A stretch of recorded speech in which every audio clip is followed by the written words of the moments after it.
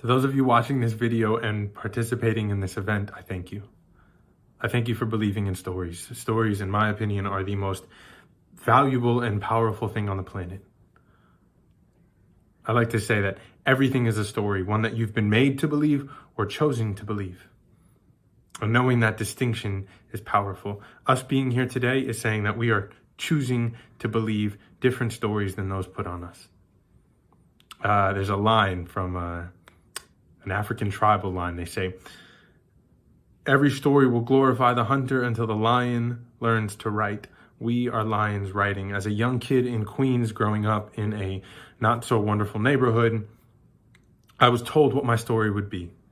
My story was put on me. It was put on me by media and culture and my teachers, and I was capable of only a handful of things. Except by telling my own story, I changed the story. I took back my existence. I took back what I was capable of. And that's what we're doing here. We're telling different stories. We're taking back our stories. We're becoming champions of our own narratives. We're expanding our imaginations and opening new worlds. James Baldwin says that the great plight of man is man's inability to imagine another man, to imagine his existence, how he feels, how he walks through the world. And that's what we're doing here. We're telling stories that expand other people's imaginations about how someone else might live or walk through the world, or how they might struggle or exist in a different world than someone with a certain amount of privileges. That's what we're doing here. We're telling stories that expand people's imaginations so that they can conceive of more and feel more. That's what stories do. They break hearts and open minds and make new things possible. And so for doing that, for sharing these stories, I thank you. I thank you for expanding our imaginations, for letting us walk in someone else's shoes, if only for a minute or 2 minutes or a second. It is powerful and it is needed. Thank you. My name's Christopher Rivas, and I'm out. Good evening and welcome to the second annual youTHink Film Festival. My name is Elizabeth Bain and I will be your host and MC for the evening. And tonight we're going to be celebrating and sharing some of the films that we have had our students produce this fall semester through the youTHink Filmmaking Fellowship. These films are the culmination of weeks of work from our students from Hollywood High School, USC Arts Magnet High School. And the students picked some of the most burning topics of the day, ranging from climate change to immigration to racial politics and identity. And the focus of the fellowship is to help the students take the issues that they're passionate and interested in and turn them into a compelling documentary film that tells a story about an issue at the local level. And we were fortunate enough to have a panel of esteemed judges take a look at all of the films and judge them by categories, including best cinematography, best directing, best editing, and I believe, what's the last category? There was one more category, and I think best storytelling. And the awards are going to be given to the students, and one of the prizes includes a year-long subscription to Adobe Premiere Pro. And what we're going to do now is we're going to run through some of the films, and we're also going to announce the winners. But first, we're going to have a word from our Senior Programming Director at youTHink, Jamie Johnson.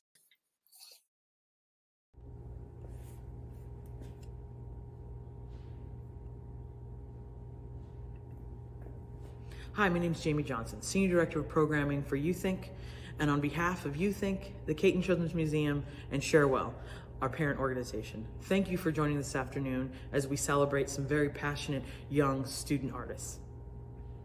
youTHink has a 30-year history, of working with students in their schools and their communities to ignite activism through creative arts.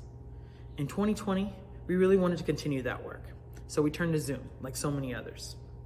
But we also began building partnership with LAUSD's career technical education programs. And in fall of 2020, we were able to join 3 video production classes through CTE's Arts, Media, and Entertainment pathway at both Hollywood High and USC Media Arts and Engineering Magnet.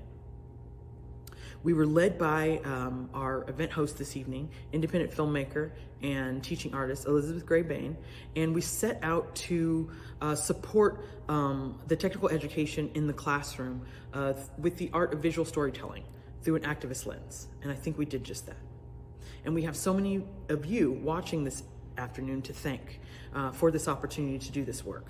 Our sponsors, Allen Family Foundation, California Arts Council, Clancy Collins White and Dean White, Dwight Stewart Youth Fund, Hollywood Foreign Press Association, Jennifer Simkowitz, Jim Brooks and the Dorothy and Diane Brooks Foundation, Kevin and Chelsea Washington and the Dennis and Phyllis Washington Foundation, the JIB Fund, Larry Braun, Linda Gock-Ray, the Lon V. Smith Foundation, Los Angeles County of Arts and Culture, Los Angeles Department of Arts and Culture, the DCA, Louis L. Borg Foundation, Teach Amanda Fish Foundation, and Vincent and Victoria Smith, the Mark Hughes Foundation, and the Rosalind and Arthur Gilbert Foundation. Thank you all so much.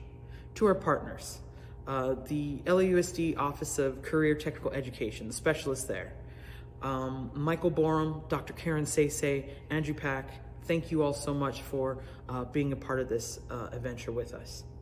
Of course, our video production teachers in the classroom, thank you for inviting us into your classroom and allowing us to be partners with you.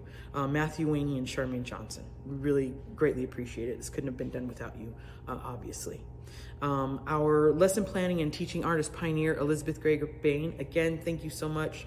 And also our awesome youTHink coordinator, Shirley Ramirez. We couldn't have done any of this without all of you. It is because of you that 16 students were able to complete and submit 11 of the 33 films that were made this semester for final consideration. They submitted 11 of the 33 for final consideration by our esteemed judges, our esteemed panel of judges. Our panel of judges is comprised of Sharewell board members, supporters and professionals in media and entertainment industry. We have the creator of The Simpsons with us as on our judges panel. We had a CNN journalist on our judges panel. Executives from Netflix, Lionsgate, NBC Universal all joined us as well, and not to mention award-winning producers, directors, cinematographers, and editors. We're all so grateful to all of you guys for joining us and lending your expertise to our festival. This is a really strong group of industry professionals committed to supporting the next generation of conscious creatives. So thank you so much. Full list of our judges will be up on our website at youthink.org. Thank you again to everyone who made this possible. And now I want you to just take a few minutes to listen to a friend of mine, Charmaine Johnson, a video production teacher at Hollywood High. Thank you. Hi, my name is Charmaine Johnson. I teach video production over at Hollywood High, and I've been so fortunate to have youTHink be a part of that this semester. They did a great job leading our students in creating a documentary. It was great. It was a wonderful experience. I really enjoyed the entire staff, and I just really enjoyed working with them, and I kind of wish I could keep working with them. But youTHink is great, and I just want to thank you for helping these kids believe in themselves and just helping them to be better filmmakers and just, giving them that confidence. So thank you, youTHink, so much. You have done a lot for our students this semester.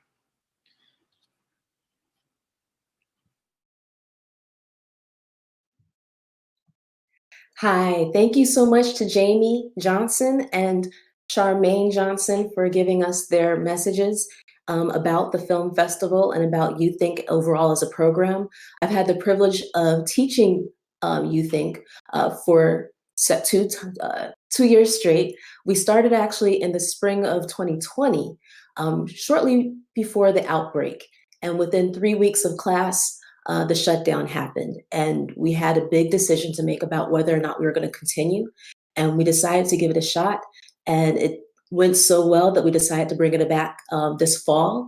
And we went from teaching 1 class at Theodore Roosevelt High School in the spring to teaching 3 classes this fall, 2 at Hollywood High School and 1 at USC Arts Magnet High School.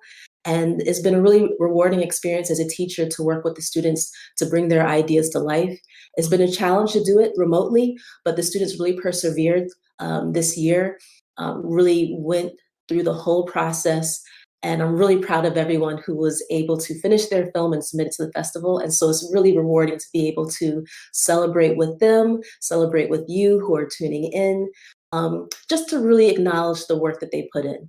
So the idea behind the fellowship is that they take a project assignment, either something that they're passionate about or that they've been assigned by their teacher, and instead of just writing the typical student paper report, they actually make a film about it. And we really wanted to challenge them to use the 3-act structure, all the key elements of storytelling, a main character with a goal, to really make their stories as compelling as possible. Because the idea behind a social impact issue is you don't want to just preach to the choir. You want to really communicate why you're passionate about an issue so you can get more people on board with your message.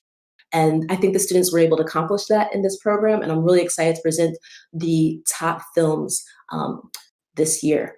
So what we focused on are a lot of different elements, not just story, but also cinematography, because as you all know, film is a visual medium and a picture is worth 1,000 words. And it was a challenge because during the outbreak, a lot of times it was hard to film in person. And the students went to some creative measures to make sure that they had all the video and photo that they needed to illustrate their stories. And we're gonna see the top nominees right now. The 3 films that we're gonna be watching are The Effects of Air Pollution on Public Health by Jason Aquino, The Little Things by Cindy Ruiz Catalan, and Real Pigmentation by Felicia Williams, Lucas Lewis, and George Trujillo.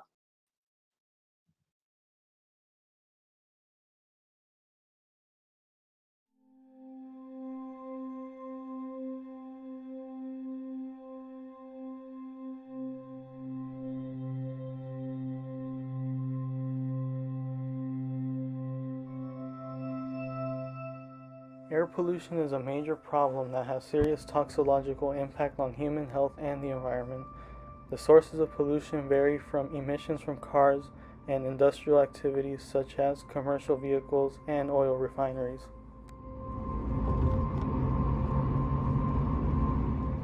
Some of the main areas that suffer from air pollution are commercial areas such as Wilmington and Terminal Island.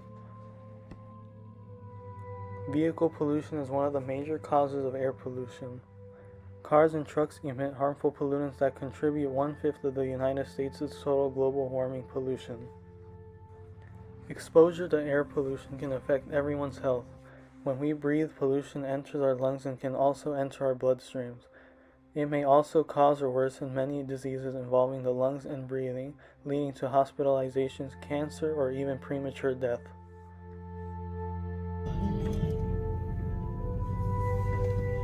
We are all affected by the harmful pollutants that are released into the air every day.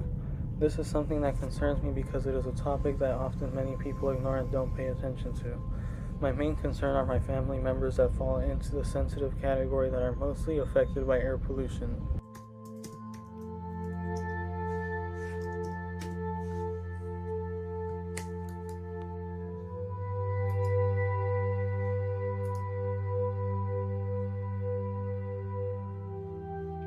My goal is to spread awareness on reducing air pollution before it starts to take a bigger toll on public health and the environment. To do this, I printed several flyers and put them up around my neighborhood.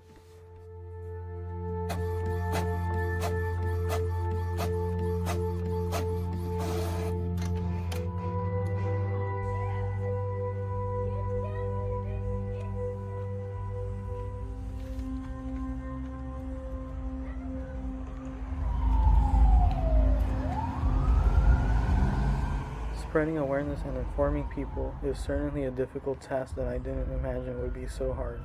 To begin, the flyers would almost always end up on the floor, and when you tell others about the situation, they will often say that it is something that someone else has to solve and their contributions won't make much of a difference. I came into conclusion that it is more effective to spread the word with friends and families and for them to do the same. Until people start to consider their contributions to the problem, only then will they start to change their habits and reduce harmful pollutants.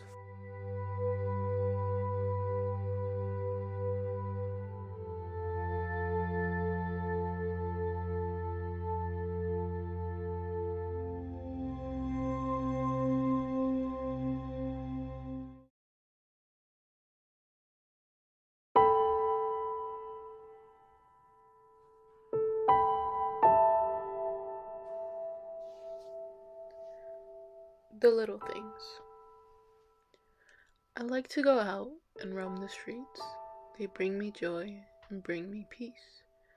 As a young kid, I felt lucky to live in this world that's beautiful and also unique. But while going out and looking in my neighborhood, I easily see all the little things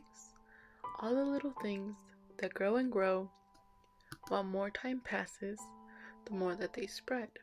They expand and expand due to many people who don't care. The world is our oyster, so let us not overcrowd it with trash, but treat it with kindness, since there's only one world that we will ever have. And although trash seems like something so little, it's something that expands and that can be so bad. With all this trash that affects my life, which will eventually affect my future, as well as my living environment and my school life, also my health, as well as yours. It can affect my family and many others too. But something that you might deem important is that it can affect yours too. With all this trash that there is out there, this trash that is poisoning the world little by little, this trash that only I see, this trash that isn't out on the streets that are well known, but the trash that is hidden beneath all of those attractions, the trash that shows how we really live. So while their view is filled with colors, mine is in black and white, slowly being covered, little by little. The trash will fill my view, turning darker until I see the light, this light that are all the people who help this world. Instead of being the darkness that fills up the world with trash, choose to be the light. Choose to be different. Choose to help out. If not for you, nor for me, let it be for your future generations' well-being, and for their environment, and for their health. So, if you ever see trash on the floor, please pick it up.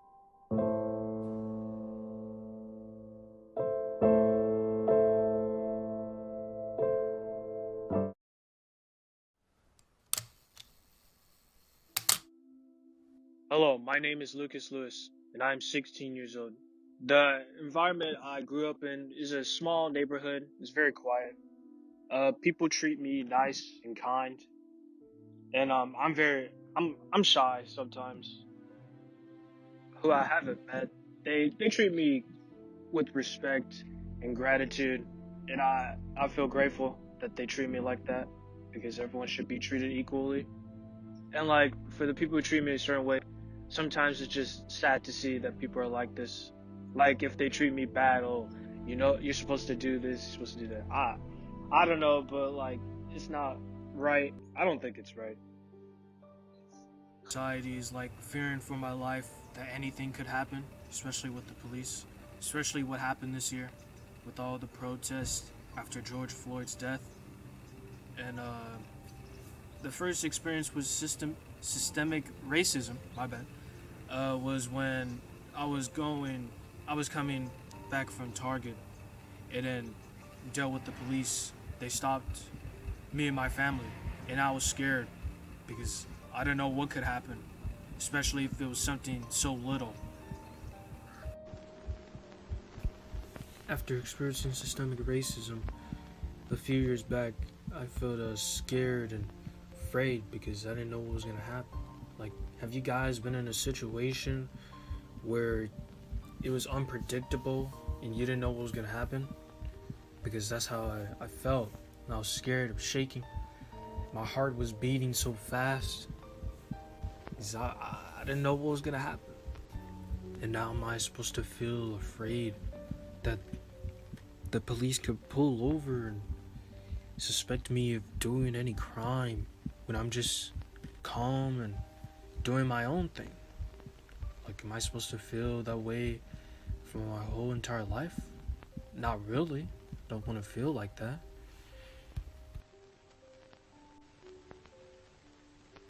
When I hear the word systemic racism, I think that it is racism that is institutionalized in different systems of our everyday lives. For example, we got education, business practices, different policies, institutions, and more.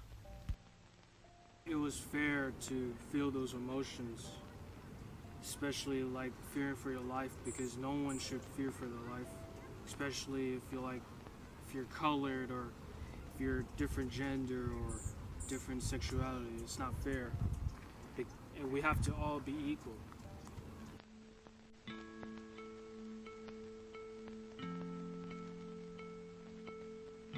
The changes that I would like to see have already happened. Like, we've had the protests in the summer, we've had people signing petitions, we've had people sharing information to each other on social media. Like, those are all good things to see. The thing I really wanted to see is the news, like, sharing all this new information that can help out, reach to other people, like, who want to really make a change for the future. Like, it's been so long since we've had really news about the Black Lives Matter, since like June or July. It's been a long time.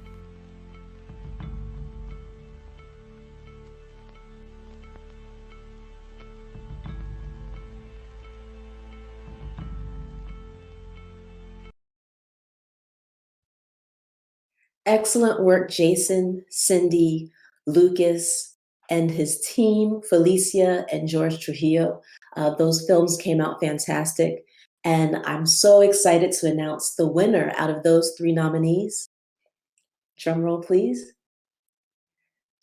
The winner for Best Cinematography for the youTHink Film Festival in 2020 was Cindy Ruiz Catalan for The Little Things. Cindy did some excellent work with this project. I remember being very excited the first week when she said she was interested in using stop motion video for her project. We were very excited for her, and I'm so glad to see that she followed through with her vision and was able to incorporate a different medium into her film. Excellent job, Cindy. You did fantastic, and we're very proud of you.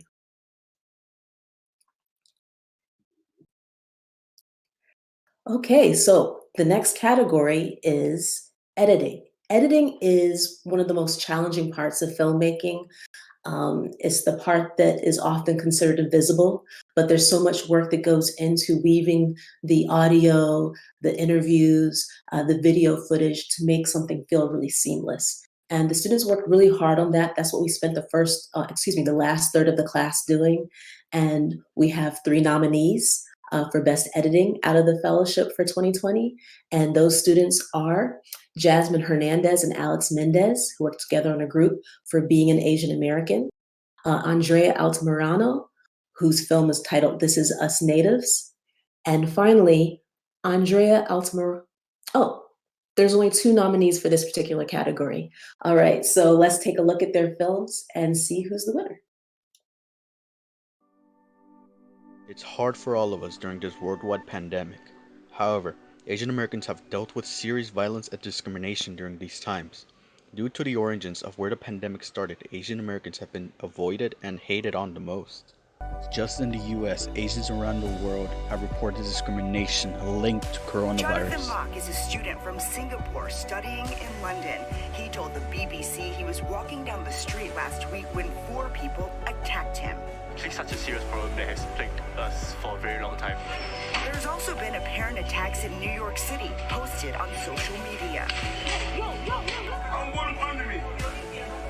Tell him to move. Today, as the US struggles to combat a global pandemic that has taken the lives of more than 120,000 Americans and put millions out of work, President Donald Trump, who has referred to COVID-19 as the Chinese virus and more recently the Kung Flu, has helped normalize anti-Asian xenophobia, stoking public hysteria and racist attacks. And now, as in the past, it's not just Chinese Americans receiving the hatred. Racist aggressors don't distinguish between different ethnic groups. Anyone who is Asian or perceived to be Asian at all can be a victim. Even wearing a mask, an act associated with Asians before it was recommended in the US, could be enough to provoke an attack. Due to the crisis we are in today, there seems to be a lot of xenophobic violence and discrimination against people of Asian descent. They have been targets ever since this pandemic grew. Asians have been taunted, punched in the face, and accused of spreading coronavirus. These people have shared their experiences with us and made us realize the numerous examples of ethnic minorities being targeted during these times. Asian Americans are one of the many minority groups to deal with these stereotypes. As soon as an emergency hits, there is always someone to blame. It's one of the hardships they have to go through in life, and it's not only them. It's everyone who is seen as different.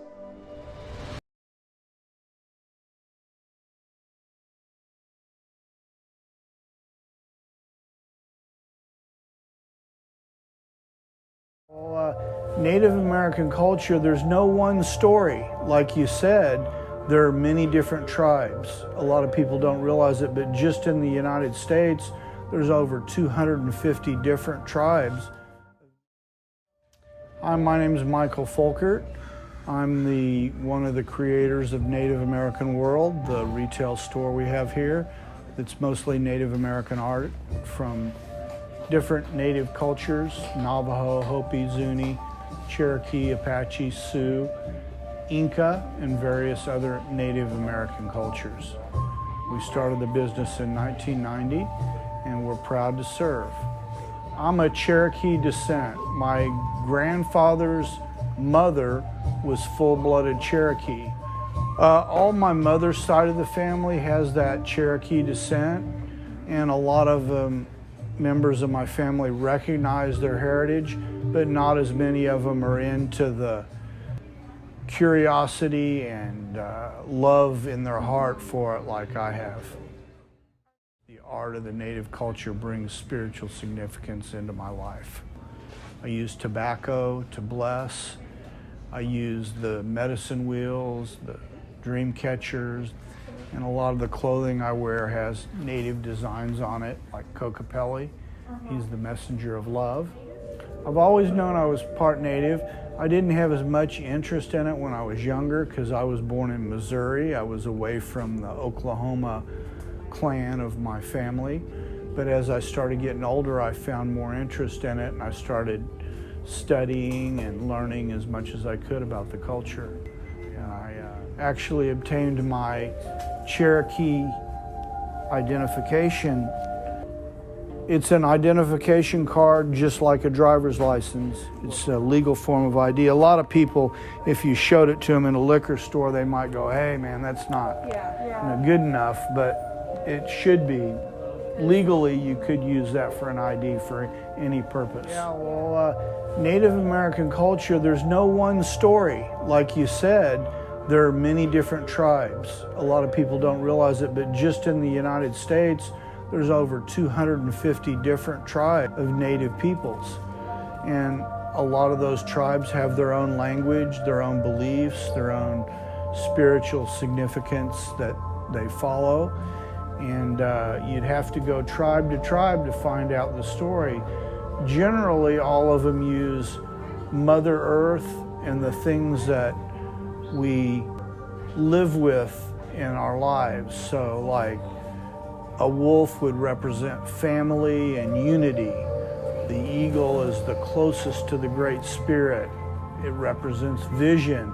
He can see from way high up in the sky. He can see a little rodent that he wants to have for dinner and swoop down in on it. The Native American cultures have been pushed down since the European population came over looking for mainly gold. It caused a lot of friction and a lot of prejudice. And so the Native Americans have had to deal with that for over 500 years, and it stayed with them. Even today, now that we're a modern society, you know, they have that hurt in their heart because of what's happened to their ancestors. And a lot of them have got over it, and they're just regular, loving people, and a lot of them still have a lot of anger left inside them.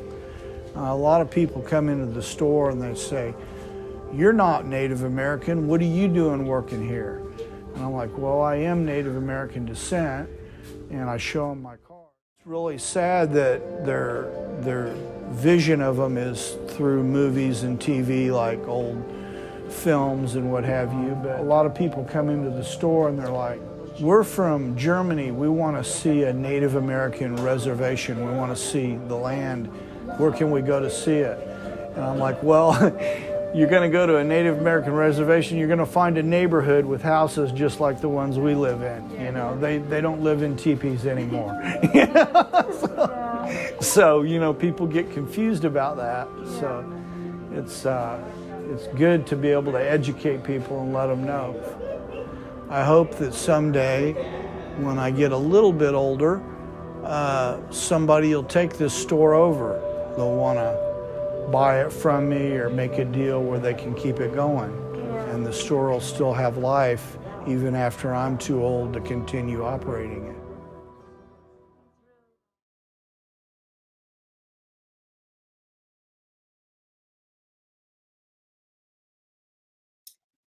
Excellent job, Jasmine and Alex and Andrea, on your films and for making it to the nomination category for Best Editing. These were fantastic films. Unfortunately, there can only be one winner. And the drum roll winner for this 2020 YouThink Film Festival Fellowship Best Editing is Being an Asian American by Jasmine Hernandez and Alex Mendez. Congratulations. This group had to work together to not only produce and edit a film, but also find footage because they couldn't go to these locations in person. They did an amazing job of working as a team to pull the footage from the news, to find B-roll, to find relevant images, and then weave them into a narrative. That's one of the most challenging things to do, is to take footage that's not your own and make it all feel like it fits together in a cohesive narrative. And this team did a great job with that. Again, congratulations, Jasmine and Alex, on a job well done. Best Editing, Being an Asian American. All right, so the next category is Directing. Now, this is something that was a challenge also because we're working remotely with the students. And while some students were working alone, there are others who had to work in a team. And figuring out how to direct virtually was just as challenging as teaching filmmaking virtually. And I think these students who were nominated under Best Directing did a fabulous job, and I'm really proud of them. The students right now that we have are Julissa Castillo for Plastic Beaches, Cassandra Morataya for Platform of Social Media, and Mohammed Amin for The Pursuit of Affordability. Let's take a look at their films.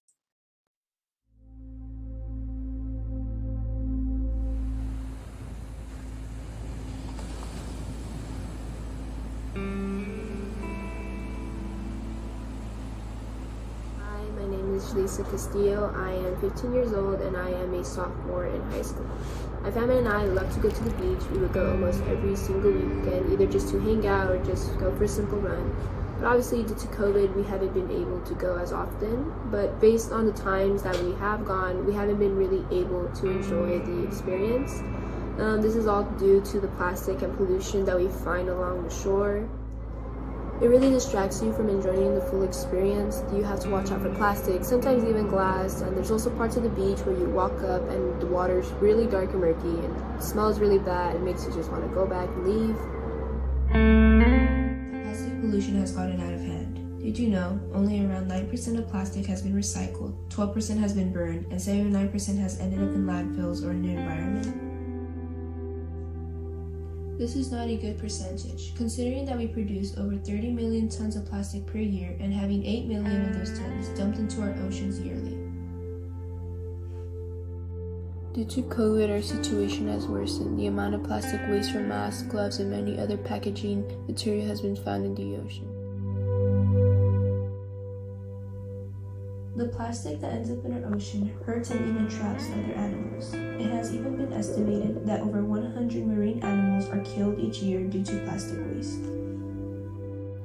Not only this, after years and years of plastic being released into the ocean, they begin to form into microplastic particles, which have been found many times in seafood, salt, honey, and our air. Plastic contains and releases toxic components, which can make us develop serious health issues, such as cancer and other cardiovascular diseases. But how do we prevent all this? It's honestly quite simple. Educate yourself and inform others about this rising issue. Another thing you could do is reduce your plastic waste by avoiding single-use plastics, like drinking straws or a plastic bag. You could also try to avoid buying products with plastic packaging. For example, instead of using a plastic water bottle, use a reusable one. Another important thing you could do is recycle. Recycling keeps plastic out of the ocean and beaches, causing beaches to be cleaner and more enjoyable. Also, you can participate in beach cleanups. You can join organizations that help clean beaches as a community, or you could do it alone or with your family members. Either way, you will be helping the environment and others. This topic is important to me because I think the beach is a fun place to spend time with your family and relax, but I personally feel that plastic pollution affects your experience greatly. Also, I believe if we all work together and do our part, we can achieve a healthier life and ecosystem.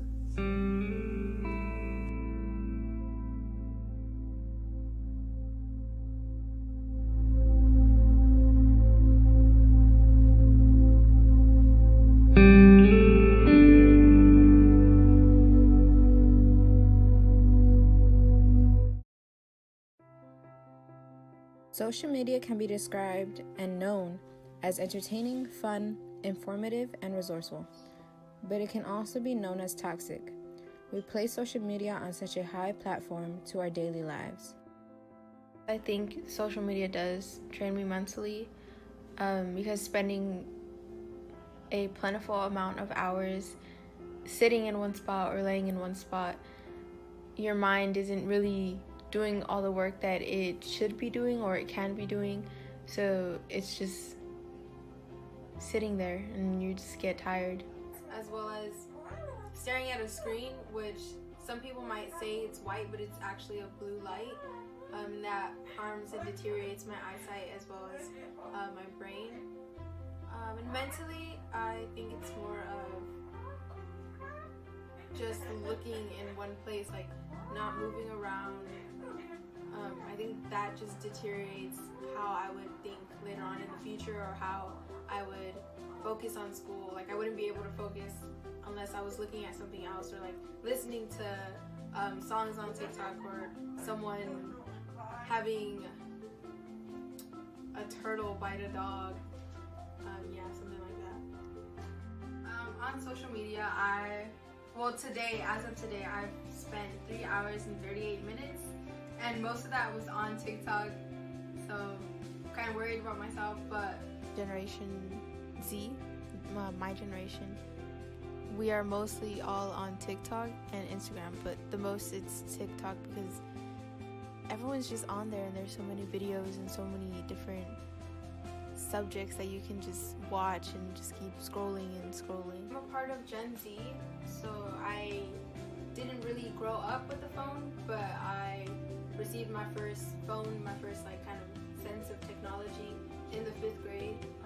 Not only because I wanted games, I didn't really want games, I was okay with like not having a phone, but my parents decided that I needed one just because they worked really long hours, and it was me who had to take care of my younger sister. And they didn't want to give her a phone just because they know like she might lose it or break it. So I was the one that had to basically be in charge and like take care of both of us. And I had the phone to call for any emergencies. And I think from there, I was rarely on it. I would never really use it except only to call my mom or my dad. But when new phones started coming out, I was like, whoa, because these other phones, they seemed really cooler and everyone had them, and I was like, I might as well try to get one. And then I started off with the BlackBerry. And then from there I went on to the iPhone 4, which is But sometimes it takes a toll on their perception of themselves physically. Kids and even teens today get backlash for the way they look because they just don't look beautiful. Having the idea that you would never be considered beautiful to society breaks you, and tears your confidence down as a whole. It makes them feel anxious, insecure, sad, and just mentally exhausted. There have been many cases in which young teens and teens themselves have been through enough and didn't want to go through it more. For late teens, the cases have increased at least 70% in self-harm and suicide. For younger teens, it has increased in 15% since 2011.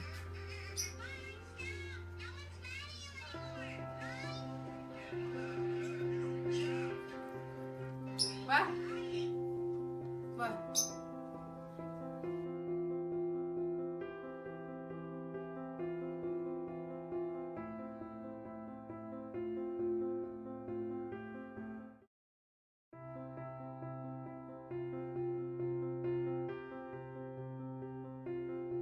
My name is Muhammad Amin and I live in Los Angeles, California.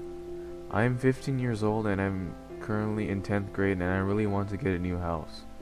I used to live in a small apartment with my family years ago, but once my grandparents moved to the US, we decided that the tiny apartment space was a problem and that we needed to buy a house, which at that time the prices were still really high for us. That's when we ended up in my current house. Yet this is still a problem because there are only 2 bedrooms in this house for a family of 6. What I really want is more space in my house and more room to move around in because it's very cramped and I don't even have room for myself as I share one with my sister, so it takes a toll mentally. Recently, my family have been trying to get a new house because we've decided that we need more room to move around in and it's become very difficult. When we think we found a house, we look at the price and we see prices around $800K, which is too much to afford. And with selling our current house, it makes the process even longer. My name is Mohammed Amin. I live in Los Angeles, California. It's corner of southwest side. Oh, I have actually a lot of experience in Los Angeles because of when I came here from California in 2006. It was really, it's not high price, but actually its living cost was really too much because our income was really is not good because rent price is really high. It was like $1,000 in rent, but our income like $1,800 or $2,000. But after income and then pay the rent, this really cost really high because we cannot afford to buy the houses. But my wife and we are working together to get better life, to buying houses. We are really, looking really so many houses in Los Angeles. But when I look at so many houses, the house was really expensive. Some are 2-bedroom houses like $500,000 and more than $400,000. I can't afford it. I have one of my friends. She was telling me to go buy the low-income houses. Actually, low-income houses, there's a lot of house in there, but it's not permitted. But city has to be law. You have to be, when you buy the houses, there's the requirement to when you buy the house, low-income house, it has the permit and everything. We have looking so many houses, but actually we didn't get the houses.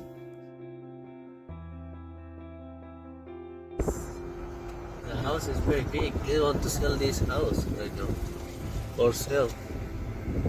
Actually, when you have your own house, you can feel it. This is your own. So you need to be organized. You need to be clean. I know. To look nice, at least people can see. Oh, this is a really nice house. Really nice area. People want to buy a lot, but the price is really high because of. When you buy a house, this house is expensive, but buyer is higher. So that's why who want to sell this house is going up. It's really cannot afford the people buy for the house. If you go from LA to at least 100 miles and away, so we can buy a house, nice house. Because there is a new city, new developer. Look, this they want to this house. This now they want to sell it, but I don't think so. There's not more than this is more than $1 million house. Even with moving so far to get these new houses, I still wouldn't be happy with that because in the Los Angeles area where I live, everything I have is here, such as my friends, family, school, and other important things to my life. I wouldn't want to leave just for the sake of house pricing. Because accommodation problem in Los Angeles very crisis in still right now. There are really crisis right now. Even my experience is house. We are still not happy, but we try to be happy ourselves. With all the remodeling of houses and the market for it today, it needs to be addressed because it makes the market impossible. Housing should be affordable for everyone, no matter what social level you are in. My family and I still haven't found the right house for us, but we're not giving up the search. Somewhere out there in Los Angeles could be the right house for us, one that we could afford and live happily in.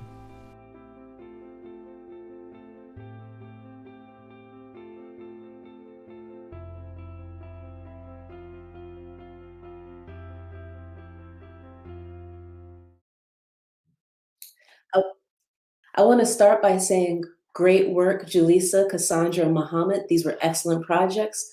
If it were up to me, everyone would be a winner because I taught all of you, and I think you did fantastic jobs because I saw it come from beginning to end.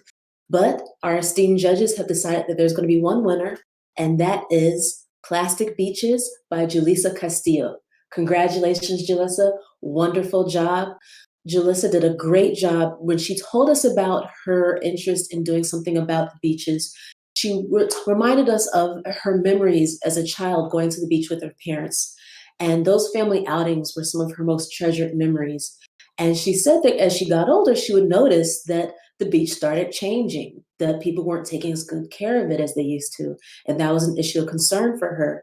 And so she set about, and we encouraged her to find a way to take that concern and turn it into a film. And she did a fantastic job. She got great footage that she shot some original footage and also some stock footage. And she did an excellent job really weaving it together to explain her story and her perspective. So congratulations again, Jalissa. Wonderful job. And congratulations for winning Best Editing, Directing. So next up, we have the final category, and that is storytelling. I was really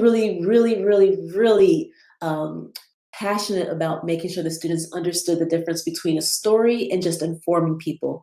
And we really worked with them to make sure that they found a really full arc to tell their stories in, so that they weren't just preaching to the choir, they weren't just saying this issue is important, but they're explaining why they felt it was important and what the impact was, and having resolution to their films that felt satisfying to the audience. And the students who we felt did the best job are our following nominees: Alexandra Cordana Amaya for Plastic Takeover, Maria Carrascayo and Ashley Kobegahug for Latinx in the Army, and Angel Maria Vasquez for The Ever-Changing Perspective. We're going to take a look at their films now. Hi, my name is Alexandra Cardona. I am a senior at LAUSD Performing Arts School. When there's an opportunity to talk about any social issue, my mind immediately thinks about plastic waste and or plastic pollution. I try to educate others on the serious effect plastic has on us, the environment, and wildlife. My name is Valerie Contreras. I am 17 years old and I am in 12th grade. Hi, my name is R. Chung. I am 17 years old and I am in 12th grade. I do recycle my plastic waste. I think it is important because it can be used in other things such as traffic cones or shampoo bottles rather than it end up in landfill. My family and I do recycle. We usually put like everything in a bag, and then every like 1 to 2 months we will go take it out. I do believe it is a big problem in our environment because there are many animals going extinct because of our plastic waste. Well, right now with the pandemic going on, I don't go out at all actually. But when I used to go out, I did see a lot of plastic on the ground. When I see the plastic on the ground when I go out, it makes me feel sad because I know it's going to affect our environment in a negative way. I do go outside my house into the front yard, and usually we try to pick up our plastic that's on the ground or like that's on the street. Like we try to clean it up as much as possible because my family is very like strict when it comes to that. It does make me feel a little upset because I feel like everyone should take part into like throwing away their trash into a trash can and not leaving it on the streets. In 5 years, I do not think plastic fill is going to be taken care of. I don't think so because I know that there are a lot of clubs that help the environment. They pick up trash and everything, and there's still not much of a difference. There is a difference. In 5 years, I do not believe plastic pollution will be taken care of because, I mean, there are still people who do throw away their trash in the streets, which, you know, I feel like if everyone can just take their own part into throwing away their trash into a trash can, it would actually help a lot. Especially their like plastic waste, because there is a lot of water bottles that are on the streets. I do have tips on decreasing the amount of plastic we use. You can buy a metal water bottle instead of plastic ones and just wash it and keep reusing it. You can buy metal straws instead of plastic straws because I know that the straws kill animals as well. A tip on decreasing plastic pollution, I do believe that we do not need plastic bags when it comes to grocery shopping.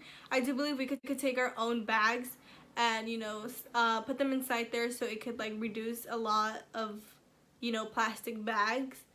I do believe that's one big thing that we could definitely like get rid of. My personal thoughts about plastic waste and pollution are that it's really sad. I feel like we can make an impact if a lot of us start changing our daily routines. For example, stop buying plastic water bottles. We can buy the water bottles that are reusable. I think we can definitely decrease plastic waste if we all just take our part into it, but not like if only one person does it out of our whole like population. It's not really gonna work. When I see big amounts of plastic in the streets, I honestly get mad because it's not that hard to throw away a piece of trash. And people should start doing that so that there isn't a problem of pollution and everything. My reaction is I am very shocked because at this point into our generation, I do believe it's very important for us to realize how big of a problem plastic waste is. And I feel like we do have like we're capable of doing the most simple things.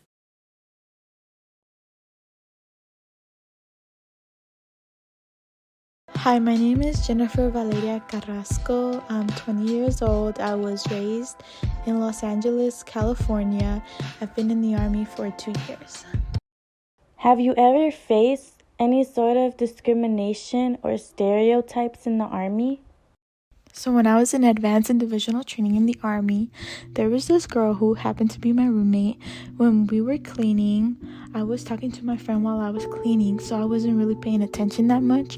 And so she goes up to me and she's like, I thought since you were Mexican that you can clean and that you'd be doing it faster.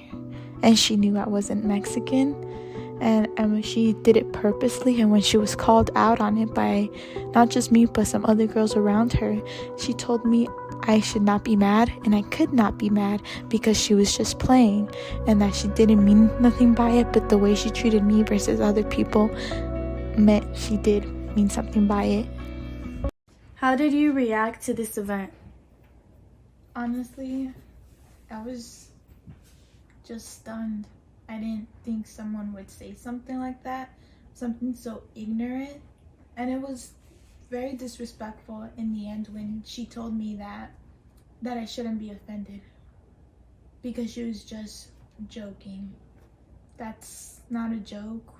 Gaslighting? Yes, she tried to tell me how I should feel about it when she's never, been in my shoes. She's never known what it's like to be me, to be Latina. She wasn't. And I feel like even though it was her attempt at being funny, it just came out ignorant. Did anyone stand up for you? In the moment, I think everyone was shocked as well. But a few days later, I would say, they just saw her doing the most ignorant things, and they brought it to her attention of how you shouldn't say that to someone. You shouldn't treat someone like that, even if you think it's a joke, because it's honestly just condescending. It's condescending when you think your actions don't affect other people. And yes, there was a group of girls who went to her, told her that she shouldn't say this, she shouldn't treat people like that, and she should be more aware of her actions and the way they affect people. Have you heard the story of Vanessa Guillen? Es Vanessa Guillen. First class Vanessa Guillen vanished more than 2 months ago. Was Vanessa Guillen in Fort Hood, Texas. How do you feel about it? Yes, I've heard about it when it had just happened. I feel that case really did bring light of what could happen, especially since there's a lot of people whose investigations regarding sexual assault has just been thrown away, or even if it was processed, the consequences of the certain individual involved, usually the most that I've seen that they do sometimes is they just switch a person's company and switch them a different place instead of kicking a person out just because based on the fact that they were a sergeant or based on the fact that they were a higher rank, and they just didn't want to kick them out even though the situation was messed up as it is. And I feel like that's why it's hard for a lot of people in the military to, come out and say, I was sexually assaulted. It's just a hard conversation to even have, let alone when nothing is done about it. And I feel that a lot of people were talking about it, and there was just so much ignorance, because a lot of, even from people in the military, a lot of them were like, she could have just reported it. A lot of people have just reported it. Nothing happened.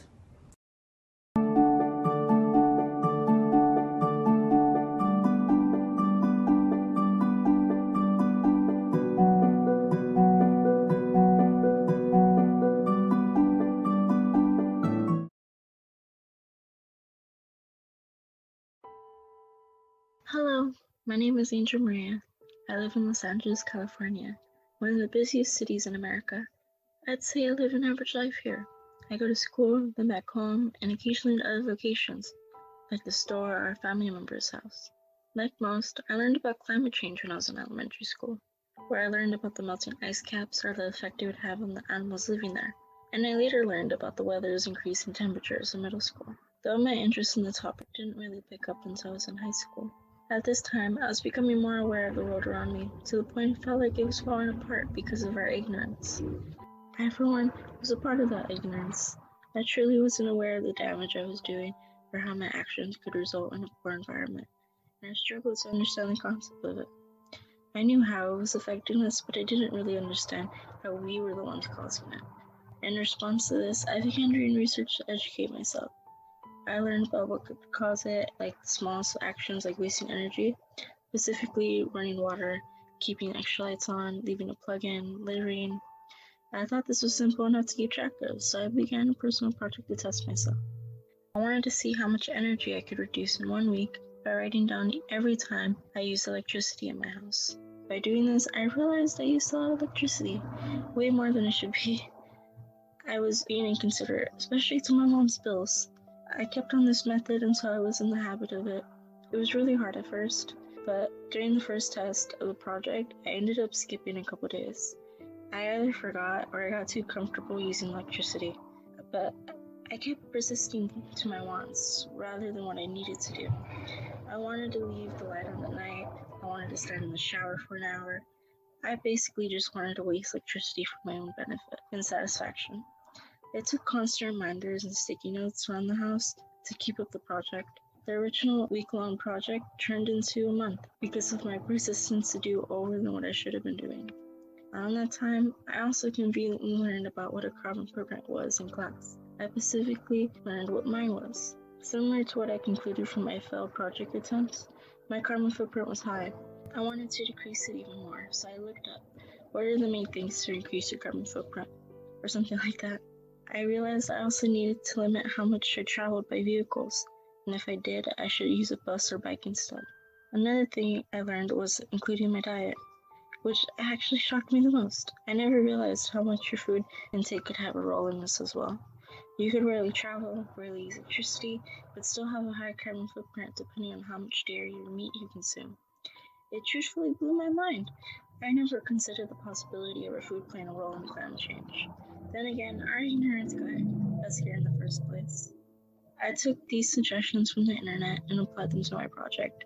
I tried consuming less dairy and meat, which was incredibly hard. Same with travel, though I don't really have a say in the transportation I used to arrive at school and back home. As a kid, I was more limited in that aspect, but this project helped me become more aware of the energy I use and my personal imprint on climate change. Although the actions may seem small, like reducing your energy and water usage, they can really help. Being mindful of what you consume, how you purchase these products, and how you get to the store definitely play a part as well. It takes more than just one person. If you can't find it in you to do it for the earth, for the other beings on this planet, then do it for yourself, for the food you eat, for the clothes you wear, and the job and home you obtain. Basically, if you're going to make a change for anyone, make that anyone you. A lot can be done, but in general, just be mindful about what you do. Climate change is here because of the waste we produce, your family and friends. Unless you do something about it, nothing will change.